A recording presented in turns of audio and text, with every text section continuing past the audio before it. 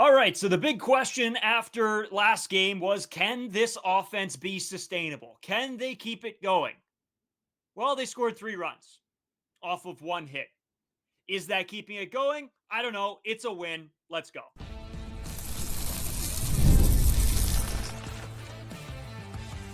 You are Locked On Blue Jays, your daily Toronto Blue Jays podcast. Part of the Locked On Podcast Network, your team every day. Welcome back to Locked On Blue Jays. Thank you for making Locked On Blue Jays your first listen every day. We are free and available wherever you get your podcasts. Found on YouTube, part of the Locked On Podcast Network, your team every day. As always, I'm Braden Iwasko. He's Carter First. You can find us on Twitter, Braden5 Iwasko. Carter First, too, as well on our main Twitter account, at Locked On Jays. You can follow us on Instagram and TikTok, at Locked On Blue Jays. And if you're new here to YouTube, make sure you guys do hit the subscribe button. It's free to do so. It helps us out, keeps us at the top of your page. You get your videos, your shorts, your live streams, your podcasts, all right there for you. And if you're listening anywhere else on any other type of site, and if you're just listening to the audio, make sure you go over to YouTube and you hit the subscribe button there anyway. Blue Jays get the win 3-1 over the Tampa Bay Rays today. And we have a special guest joining us, our good friend Tristan Baranoski. He's going to be joining the program, so let's welcome him in. Thank you, how's it boys. going? Thank you. Thank you for having me. Excited to be here. It's good to have you. Good to have you. We've had a couple of the boys on lately, Dallin Wilton, Skylar Peters, John Jay. I don't know, a whole slew of guys. So you're just another name off the docket that we've wanted to have on for a while here. There we go. Keep it local. That's right. Keep it local. Buy Canadian. So big win for the Jays. I guess, Carter, I'll go to you first. Biggest takeaway from today's game besides the thick Jesus himself? I mean, yeah, the biggest takeaway of this game has to be thick Jesus. This guy literally put the offense on his back today, providing the only 3 runs the Toronto Blue Jays do get in this game. Absolutely pimped that home run. You love to see it from Alejandro Kirk, who's not traditionally a home run hitter, not traditionally a power hitter, but had very good at-bats today. Had a couple line drives, got one stolen away from him in the 8th inning as well.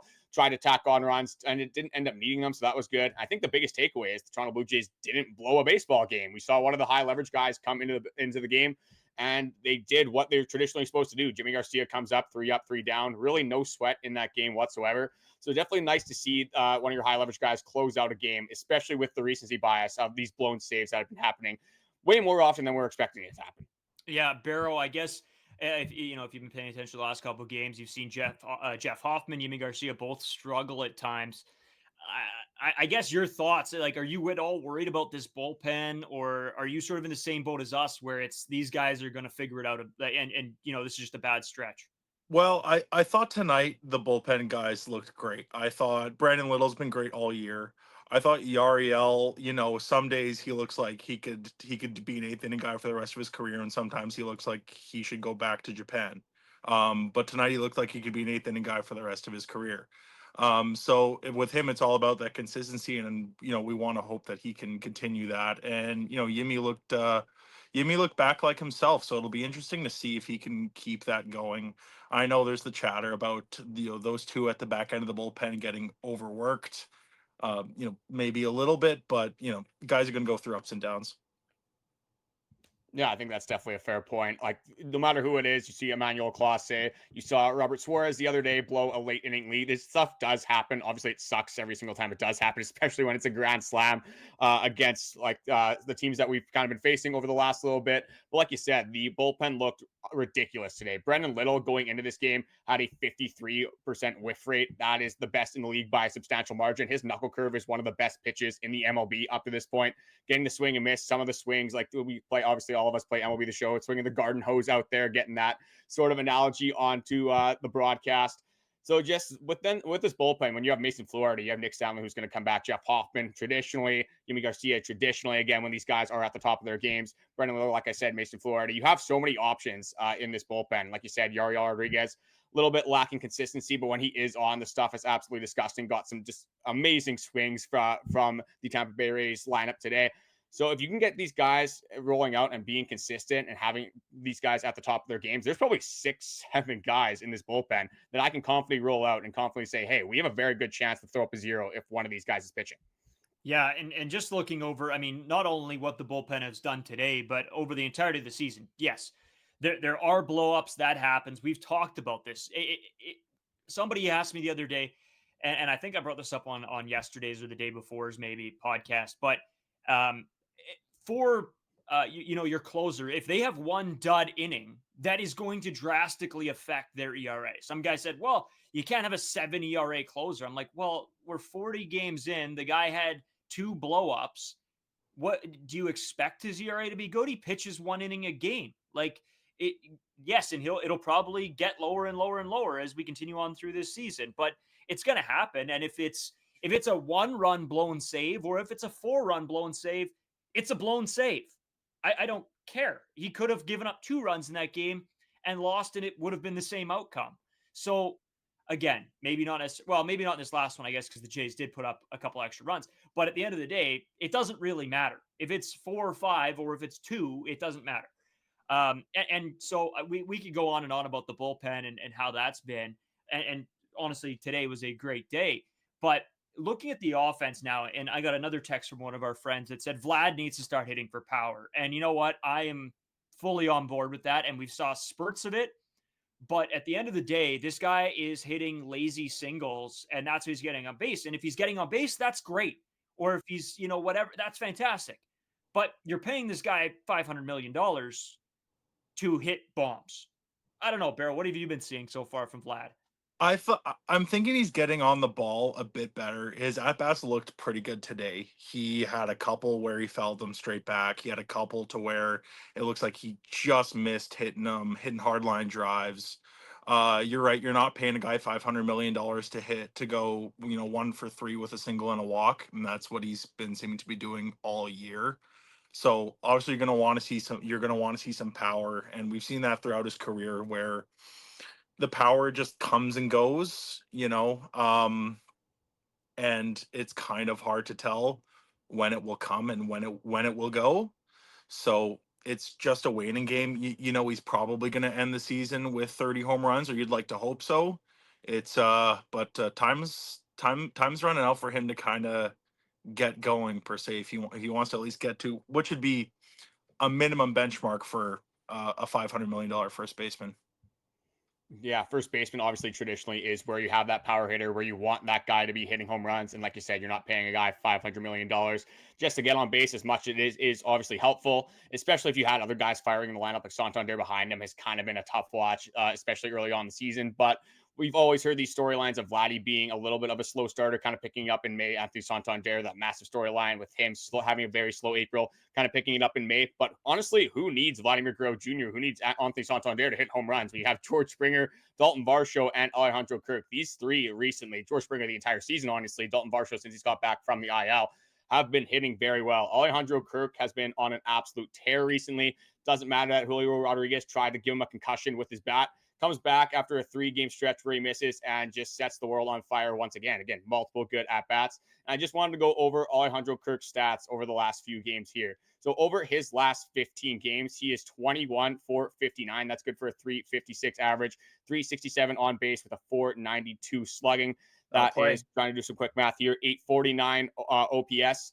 Alejandro Kirk, again, not the guy that you're traditionally seeing hit those gaps, hit those home runs, but he is hitting the ball hard. He is kind of reminding me of the 2022 Alejandro Kirk, getting close to hitting 300, the OPS low 700s, but still, if you have Alejandro Kirk hitting line drives, advancing runners, hitting balls hard into the gap, that is going to be a huge boost for this offense, especially when you have Santander and Vladdy not necessarily playing up to par. Yeah, I mean, that's exactly what you need. We said we need some of these guys to step up and to do their job. And is it going to be George Springer? Is it going to be Alejandro Kirk? I couldn't have put a bet on these guys, right? And I tried. I thought Alejandro Kirk was going to have a great season. I said he's probably, in my hot takes, I think it was that he was going to be an all-star this season. Did I expect the bounce back from George Springer? Absolutely not. I mean, I don't know a single person in the world that had George Springer bouncing back this heavily. Guys like Daulton Varsho, again, me and you, Carter, have had Daulton Varsho being a good player this season. But I think the one worry was all these pieces going to come together at the same time. And right now, maybe you don't have Vlad going where Vlad needs to be. Maybe you don't have Santander going where he needs to be. But it doesn't have to be every guy every night. but it has to be 3 guys going in one night. And then the next night, it has to be a different 3 guys going. Or it's a little bit of a pass the baton sort of mentality for a baseball team. And so far right now, it's looking like that's working. And just imagine what this team could be like if all of those guys start playing to their potentials. Yeah, I'd agree. And you're kind of seeing this lineup take shape as the season's gone on. Players have sort of separated themselves as the regulars. Alan Roden couldn't quite do that, and he's back in AAA. You've seen Addison Barger take that step over these last couple weeks, and now him and Ernie Clement having a platoon at third base is starting to make a lot of sense. Alejandro Kirk, now with him starting to hit, you don't have to worry about Tyler Heineman keeping up an insane start and giving him extra at bats when he's just going to fall back down to earth eventually. So with that all in mind, it's really just about and we've been saying it for how long now. These are starting to sound like a broken record. You just need the big dogs to play like the big dogs. You need to hit you need to hit the ball over the fence. If you're in the case of Anthony Santander, you just need to square the ball up every now and then. The guys that are supposed to be your role players have been leading the lineup recently, and it's much needed, but it's not gonna work for any long period of time. Yeah, you can't expect Miles Straw to carry the offense, Nathan Lucas, Ernie Clement. As fun as it is to see these guys absolutely firing on all cylinders, you can't, like you said, you can't expect these guys to be consistently being the run producers for your offense. I really can't figure out Anthony Santander recently because one at bat, he looks really good. And it looks like he's trying to figure it out. Then the next at bat, he looks like he's never played baseball in his entire life. So just the consistency factor with Anthony Santander, I guess you could say he's consistently kind of been bad to start this season. But I do want to jump one more thing back into Alejandro Kirk because I do have a stat here from Sportsnet. And it's obviously a good stat with Alejandro Kirk with the hot streak he's been on. So Alejandro Kirk is batting an AL best 339 with 2 strikes. Kind of doing that Bo Bichette approach where you have him kind of slapping singles all over the place. Alejandro Kirk doing a one-up here and obviously kind of driving the ball into gaps, driving the ball for home runs. And what Alejandro Kirk did really good in 2022, which you're starting to see a little bit over this stretch once again, is he's hitting balls that are up. He gets balls that are over the plate. On the outside part, curveballs, high sliders, whatever it is. He's not traditionally a good low ball hitter, but he takes advantage of the mistakes. Ryan Pepio looked really good today. And really, up until that Alejandro Kirk at bat, I was kind of worried about this offense, that it was going to regress to this before where we saw the Cleveland Guardians series, the first 2 games of the Los Angeles Angels series. Well, obviously, that did not happen. But I do want to ask you just about the offense because we have kind of complained about this offense the entire year, the ups and downs, the lack of power, the lack of home runs. So I just want to know what your expectation is for this offense for the rest of the year and who you expect to be the main run producers. But we are going to take a short break and we'll get your answer coming up. Today's episode is sponsored by Supply House. Get the supplies you need from the site that's made for the skilled trades, supplyhouse.com. Whether you're in plumbing, HVAC, or electrical work, Supply House is the most reliable way to order products online. Their easy-to-use website is packed with helpful resources and the latest product info to help you get the job done right. Plus, with a complete inventory of over 200,000 parts from over 400 top brands, you'll find exactly what you need delivered fast from coast to coast. Need help with an order? Supply House offers expert support and industry-leading service, so you'll always talk to a real person. And for the trade pros looking for an extra edge, the free Trade Master program offers exclusive perks like a dedicated phone line, free shipping, and discounts on every order. Thousands of skilled professionals are already taking advantage. Now it's your turn. Join the Trade Master program today at supplyhouse.com/TM. Start ordering plumbing, HVAC, and electrical supplies with just a few clicks. Plus, use promo code SH5 for 5% off your first order. That is SH5 for 5% off your first order, and that is at supplyhouse.com. So, Beryl, just going back on Carter's comment there, I'll let you take it right off the top. Yeah, absolutely. So to be honest, this offense is kind of meeting my expectations of what I thought it would look like going into the year. You needed 3 bats. You got one who's notoriously a slow starter, and we're seeing that. And so at this point, you actually, I would say you got worse offensively at second base. Andrus Gimenez has been on a downward spiral offensively for the last few years, and he looked like, while he was a cleanup hitter for the first month of the year, has looked more like himself for the rest of it. And I know the defense really raises the floor of this team, but this team needs a ceiling raiser, because right now it really looks like a 500 team playing 500 baseball, in my opinion, just Yeah. based on what we got. Yeah, and I was going to ask that exact question, to be honest with you, Tia, because again, I've talked about my feelings around this squad of being 500 right now, or I guess at this point, happy about being 500, because I think if we would have looked back 2 weeks ago, we might have said, this team is a dumpster fire. But now that they've clawed their way back, and the bats have started to awake, I guess. Um, you, but now you're still a 500 team. It's not like you went from 500 to being 5 games above 500. You had to crawl out of the depths of hell to now be a 500 team. I guess where do you stand with them being 500? Are you happy? Are you as expected? Where are you at? Yeah, with me, like I said, really as expected. I wasn't.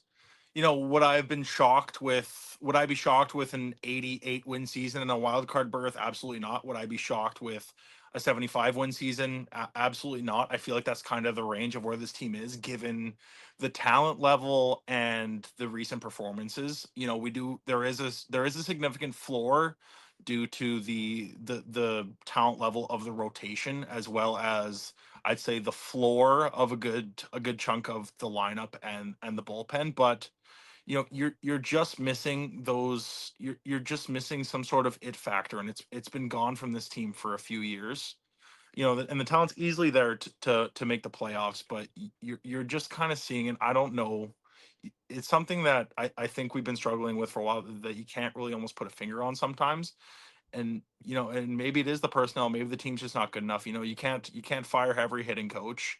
You hire a new manager, they'll trot the same 9 guys out there and put in the same closers, right? You can't sign a closer and then 2 months later tell him he's got a split time. You can't sign veterans doing that.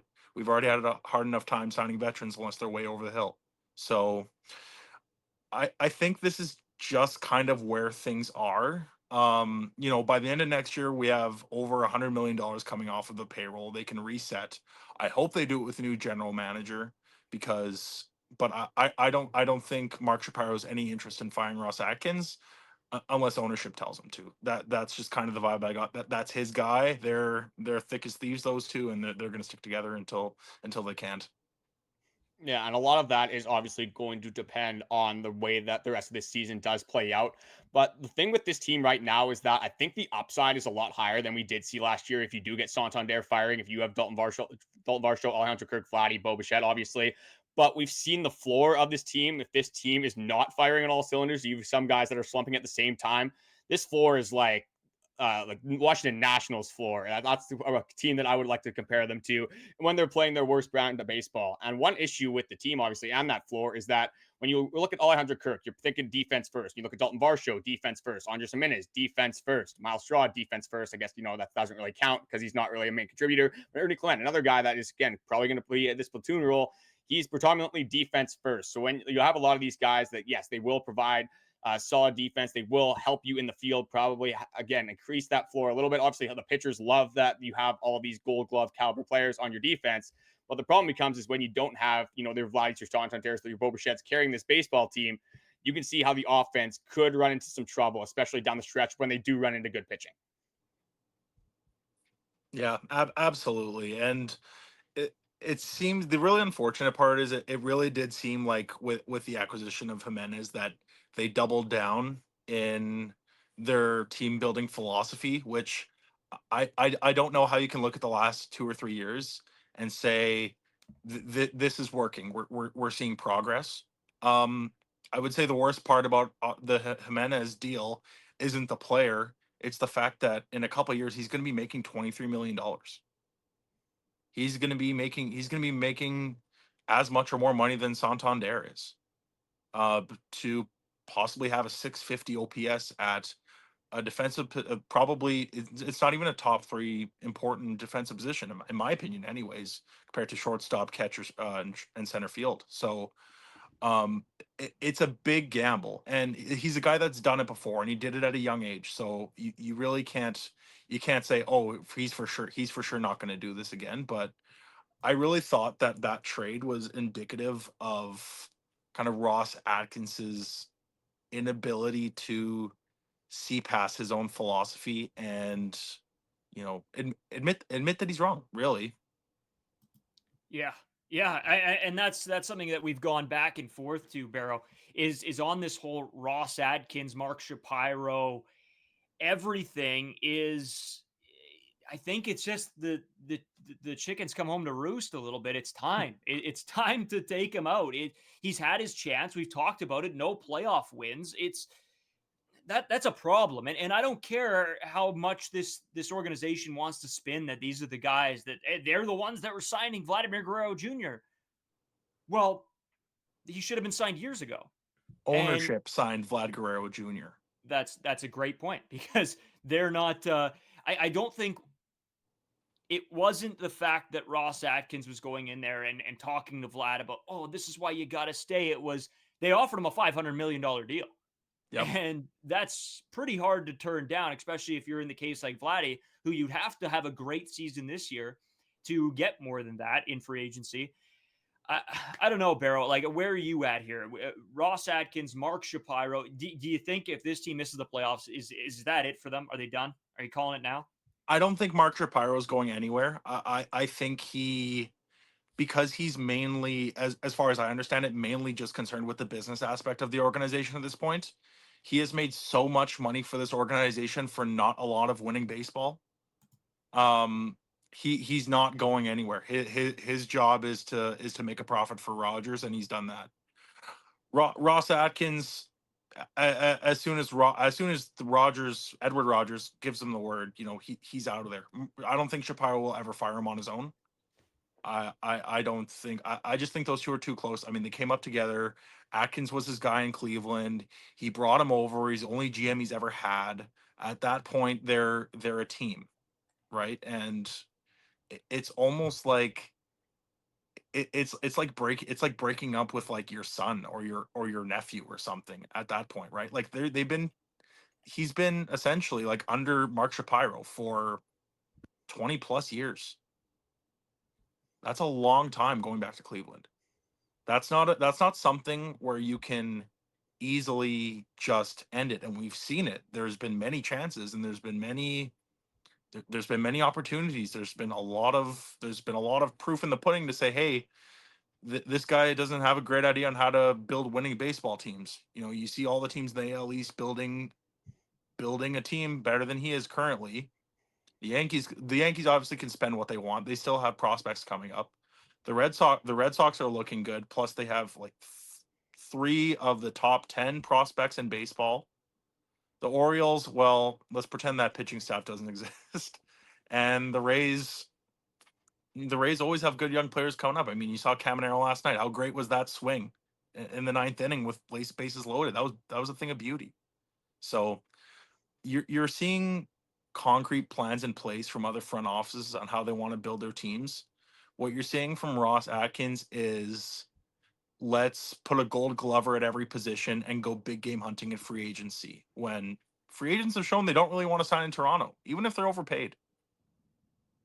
Yeah, unfortunately, money doesn't really talk when it comes to Toronto. But it's like Mark Shapiro has a 40-year-old son in his basement that's just playing video games, eating Doritos, and he's having trouble kicking him out of there, sending him into the actual world to actually be productive and, not curse the Toronto Blue Jays anymore.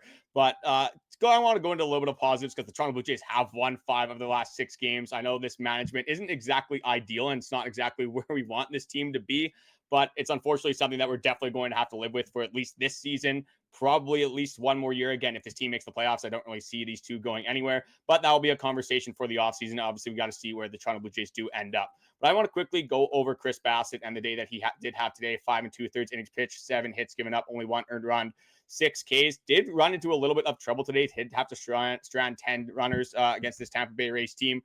I found that his command was a little bit off today. Didn't look like he had his best stuff. Was a little bit more over the plate than we're accustomed to seeing.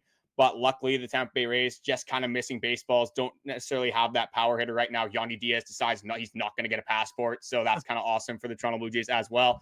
But yeah, the Jonathan Aranda had some okay swings. But overall, Chris Bassitt didn't look like he had his best stuff, but did the Chris Bassitt thing, gave up some hard contact, but was able to work out of a lot of jams today. Carter, the one thing I noticed today, and this is, I think we saw that Chris Bassitt didn't have his best stuff. The difference between Chris Bassitt not having his best stuff and maybe some other guys is, I'm going to go back to our old curling class, Barrow, the professional miss, right? Yes. Yep. That was what Chris Bassitt was doing today. It was if he was missing with a slider, it wasn't, down the middle. Maybe sometimes it obviously wasn't his best day. But a lot of the times these pitches are far outside the zone. These guys aren't going to get a great piece of that. And he'll take the ball. He'll take the ball much more than doing that hanging curveball that he sometimes does, trying to beat guys up high. Instead, that was, 2 feet outside the zone, and that's not going to be a strike. Nobody's getting a hold of that one. So this is, again, I think, a veteran being in his element right now. And he's showing what he's learned as over his career of being a starter is if I don't have my best day, and maybe if I do miss, I'm going to miss far. I'm going to miss wide. I'm not going to overcomplicate my job. And I think that was a really nice thing to see from Bassitt today. Yeah, absolutely. And to be honest, as much as I can sit here and complain about management, we are blessed to have the rotation that we have. You have wily veterans, pure innings eaters, just guys that can go out there and shove. It doesn't matter if they don't have their best stuff.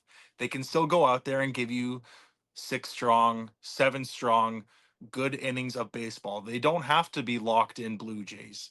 They can just be locked out Blue Jays, and they can still go out there and get the W. And they really needed that tonight. They needed that for the bullpen. And I think you alluded to on yesterday's episode, a guy goes out there and he knows he doesn't have his best stuff. So you have to change. He has to change his approach, and he has to I can't go out there and I can't just I can't pinpoint it. I can't just mow guys down. What can I do? What can I do to induce soft contact? What can I do to help out my fielders? Anything like that. Anything to get that 1 or 2 extra outs that can make all the difference in the ball game. And that's what having a veteran like Chris Bassitt or even like a Kevin Gausman at this point, a Jose Berrios, all guys that you can count out to go out there, pitch 180 innings a year, and have an ERA in the threes. I mean that's invaluable for any ball team. Yeah, Chris Bassitt, 36 years old, just seeming like he's getting better with age. He might pitch until he's 45 years old at this rate. Obviously, with the Chris Bassitt approach, with all of those pitches, not necessarily going to beat you with that high velocity. Probably is going to have a very long career, and I would not be obviously realistically surprised if he did pitch until his age 40, 41 season. But with this Tampa Bay Rays series, looking forward to this schedule. Toronto Blue Jays, the next 2 series after this are a absolute gauntlet. So I think this was honestly a must-win game. This might be a must-win series. You got the Detroit Tigers, and then you got the San Diego Padres, who have been a whole world of trouble for opposing pitchers. So I think this is a big series. You got to take advantage of a stumbling Rays team, especially without Yandy Diaz, without Shane McClanahan. I think you do miss Drew Masterson in this series as well. So you do have some pretty good pitching matchups. You have your top 3 guys. But obviously, there is still one more game in the series that we do want to go over. We'll go into that pitching matchup coming up.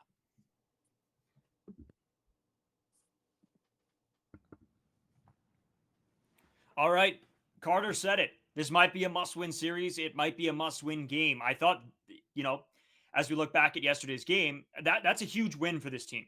It was a needed win. It gives you the opportunity to now go out and give yourself a series win. After the first game, you might have thought this team was going to go out and swing a hot bat and continue and kick the crap out of the Rays. It didn't happen. Sometimes it needs to be a scrappy win. I don't expect this offense to go out there and score 6 runs a game, 7 runs a game. I can't put that out there and say that that's a realistic thing that would happen. But it comes down to the fact that this team is hopefully going to be able to win those games with tons of runs, but then be able to pull out these type of games where you don't look like your guys are on that much, but one guy makes the difference, hits that 3-run shot like Alejandro Kirk did. That's what you need. So now, Barrow, what do you think going into game 3? You've seen a high scoring affair and you've seen a little bit of a pitcher's duel. What do you expect here for game 3? Well, Gausman's looked pretty good lately. I'd like to take his chances against this Tampa Bay Rays lineup, which hasn't been super strong to start the year. I'm really expecting a big day from Kevin Gausman tomorrow, and and of course anything could happen out there, but I'm expecting another tight game and really another Jays victory. I don't like to throw too many. I think the Jays will for sure win tomorrow's out there, but just based off of the matchups, I really do like the Jays tomorrow. I think they can pull it out. Yeah, I think they need to as well. Zach Littell on the mound for the Tampa Bay Rays has had some history against the Toronto Blue Jays. Obviously, going back to last year, the Toronto Blue Jays kind of took advantage of him. But later on in that season, Zach Littell kind of getting his revenge against the Blue Jays. I think they were 1-1 against him in 2024. But obviously, that 2024 baseball team was a lot different than this 2025 baseball team. You still have some of the same predominant players.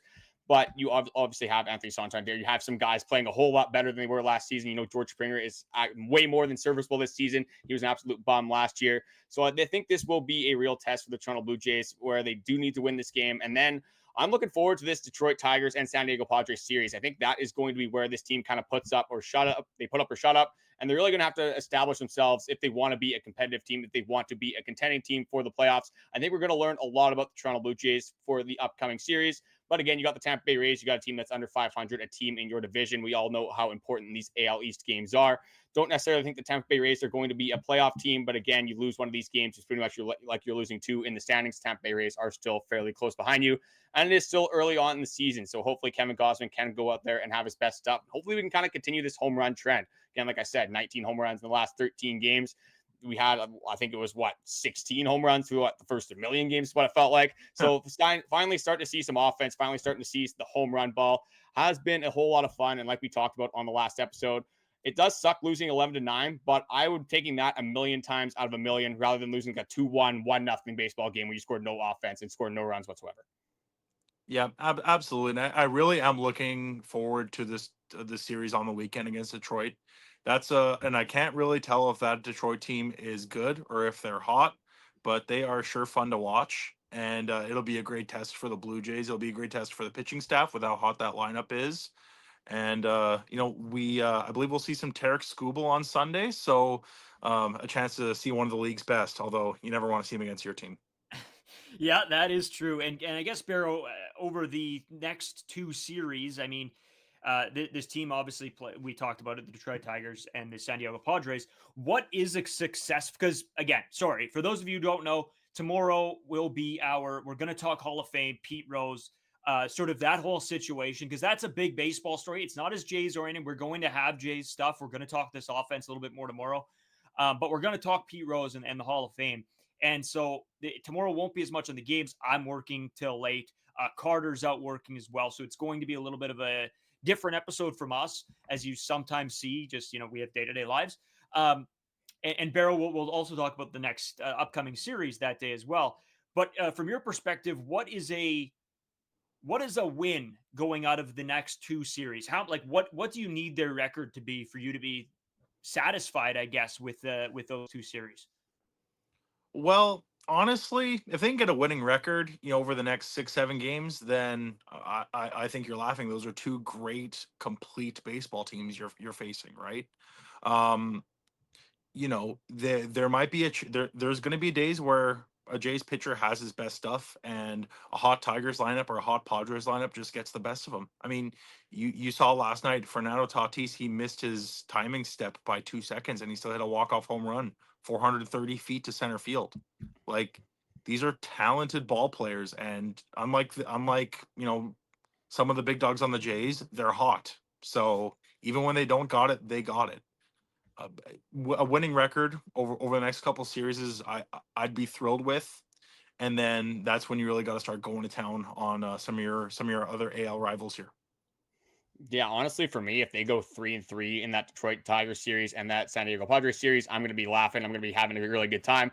I did double check this. The Toronto Blue Jays are going to miss Tyler Skubal. He did pitch on Wednesday, so he's going to be going on the Monday. No, I'm looking forward to that San Diego Padres series. As a fan, obviously, unfortunately, we don't get to see Tyler Skubal. As a Blue Jays fan, unbelievable that we don't see Tyree Skubal. And then going to that Padres series, we are going to miss Michael King as well. So a little bit of pitching luck for the Toronto Blue Jays coming up. Again, these teams are still very good. Like you said, Detroit Tigers are very hot. San Diego Padres. We need Vladimir Guerrero Jr. to start doing what Fernando Tatis is doing. That guy has been on the absolute loose this season. We can start finding some power from Vladimir Guerrero Jr. That is only going to increase the floor for this Toronto Blue Jays offense.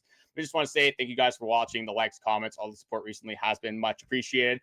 Thank you, Barrow, for coming on the podcast. Always nice to get new perspectives, having different guests on the podcast. These guys obviously hear us talk about the Blue Jays every single day, 5 days a week for probably over half an hour. Knowing us is usually closer to 40 minutes. So obviously getting those new faces, those new opinions on the podcast, I'm sure we appreciate it, and I'm sure the fans appreciate it as well. But Braden, I'll throw it over to you just for anything else to add before we do head out for this episode. Yeah, so just a couple things that I want to keep drilling in just at the beginning and end of episodes here for you guys. We are working on a big video that's going to come out. It's going to be a little bit of a look back, I think, but I don't want to spoil anything on that one. It's going to be big. We're going to hype it up as it comes out. As well, we're going to do guest week coming at the beginning of June. I think I believe it's second week of June.